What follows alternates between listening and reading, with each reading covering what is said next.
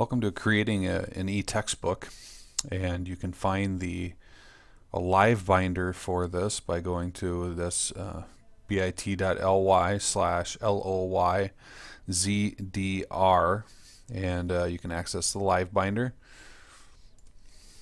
and access all the different documents, resources, and things for creating an e-textbook. Today we're going to go through mostly the PowerPoint or the presentation, and we'll go from there.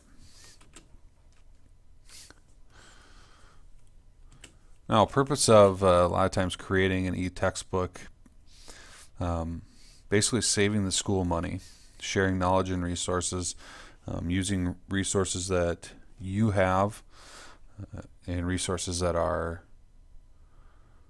pertinent to your class. Also maximize the use of technology in your classroom and take advantage of those resources that you have. But the one thing as we go through it and creating an e-textbook we have to keep in mind is you have lots of things that are worth keeping that you currently use, and you're not getting rid of everything. Basically, we're saying we're not throwing the baby out with the bathwater. What we're doing is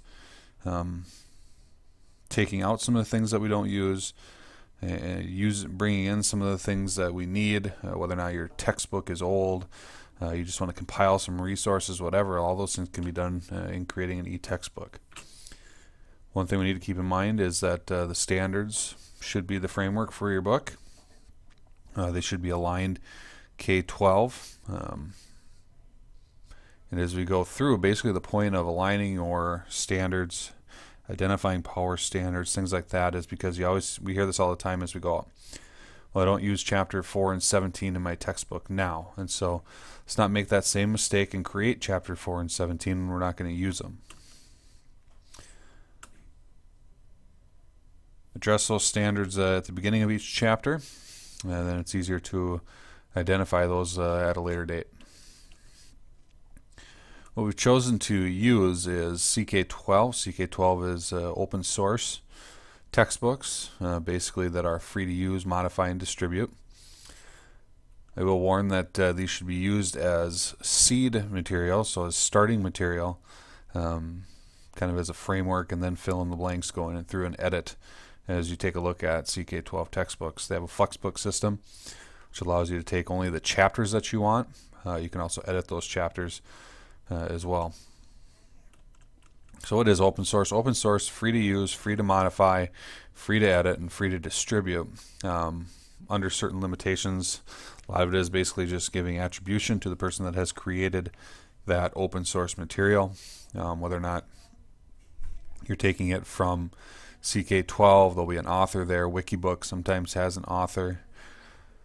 Wikipedia sometimes will have an author. If you're using media from Wikipedia, that'll have an author, things like that. So attributing, giving credit where credit is due. Now CK12 has some good things. Basically, it's easy to pull material out of CK12 and into your own book. Tons of stuff for math and science, and it's open source. Some of the bad is the editor can be difficult to work with at times, and some of the material is, in my opinion, useless, and maybe isn't the best stuff that can be used. And so just keep note of, as you look through some of that material, some of it's not going to be for you.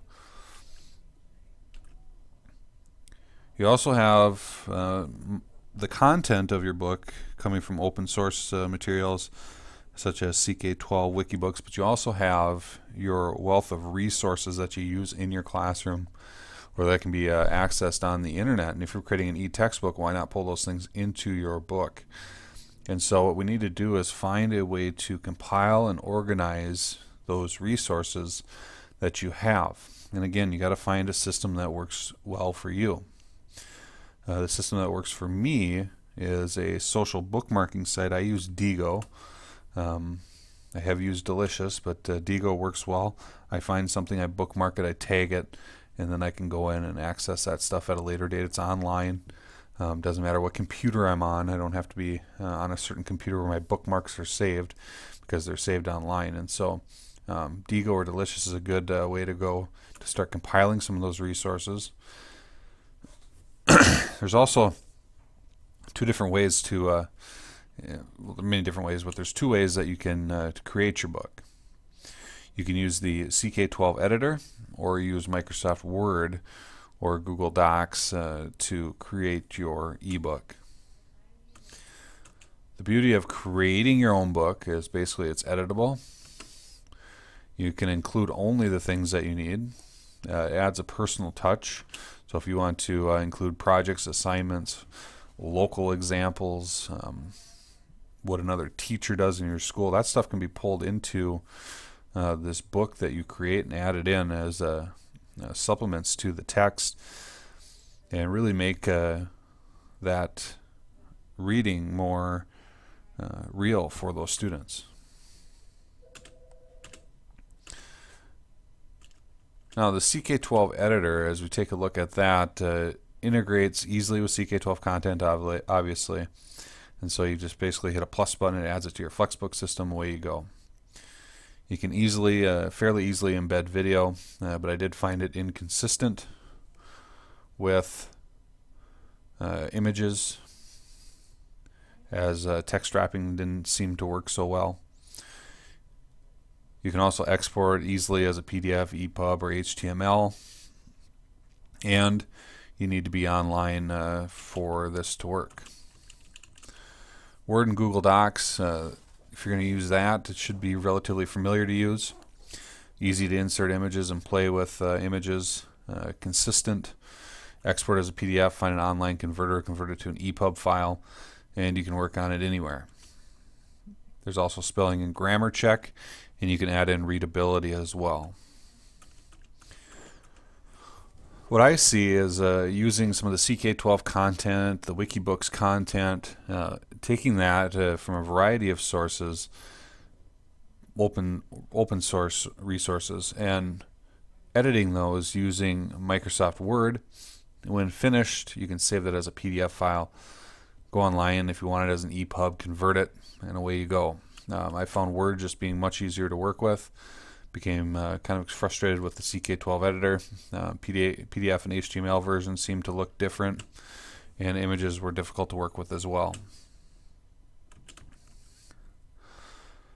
Now, people always ask, as you're creating textbooks, where does copyright always fit in? Now, people supply open source material basically for the benefit of everyone. They modify, or the modification is usually encouraged, meaning that people want you to go in and modify their work, use their work, as long as you attribute that, the base of that content to them, because they've gone through and did that work. So basically, when in doubt, ask for permission, give credit where credit is due. Now, educators oftentimes use this term as fair use. Fair use doesn't always mean you can do whatever you want in the name of education.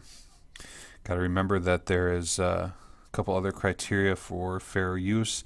One of the big ones being if you will affect the market for whatever it is that you have taken, if you affect the original owner's ability to make money on that, that's a no-no in copyright infringement. And so keeping that in mind as well as just one of the criteria. The other criteria is the purpose. What are you using it for? What are you taking? And also the amount of information also will fall into fair use. And so the law does not state a certain amount.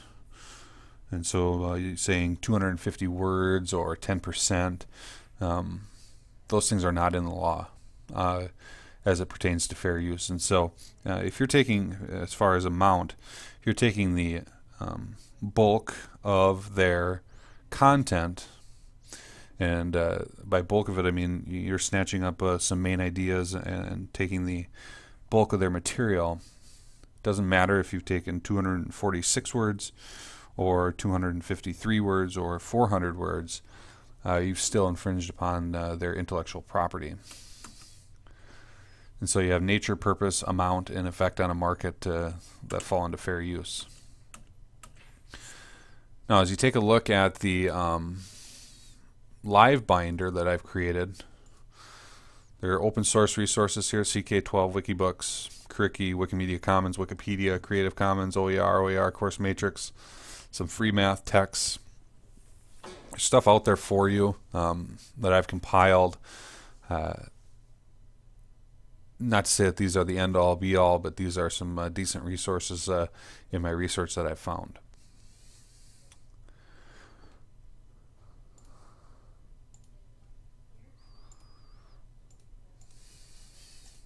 As you go through this process, you will get frustrated at times, take breaks, fight through it. Don't worry about being perfect in your textbook. As you look at other textbooks, you'll notice that they are not perfect as well. If you're doing it in Word, keep those files handy for edits during the year. Learn to use the comment feature in Microsoft Word. If you don't have time to go in and fully edit and change, at least make a comment on something in that Word document and come back in at a later date to change it. Also keep track of your experience as you are creating this book so that others can learn from you. Also share what you're doing. Tell people what you are doing, what you're creating. Also, you want to back up your work. Kind of goes without saying. Protocols are out there. By no means do you have to use them. I've just kind of tried to develop something that is easy to use for you. Stay true to your work plan. It's easy to push those dates back, but stay true to them. Have somebody help you, hold you accountable for your work. If you need help, ask whether or not it's a technology piece, or find someone to assist with the content. Also, don't forget to bring in things such as Jing or the snipping tool to take screenshots, charts, whatever, drawings. Use those to snap the screenshot. You can screen record some of your lessons with Screencast-O-Matic, upload them to YouTube, stick them into your book. And you can also create a separate workbook to go along with your textbook if you don't want to put those examples, problems right in your text. Just create a separate workbook.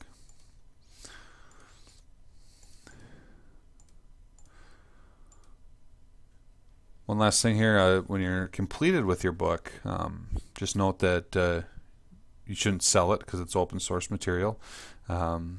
That's part of being open source. A lot of times the Creative Commons, the license that they have on them, is that you are free to share, redistribute, remix this work as long as you attribute and you do not use it for commercial purposes. Sometimes that's in there as well. And so take a look at the material that you're taking from on that open source. Obviously, the school has paid you to create it, and so the book is technically theirs.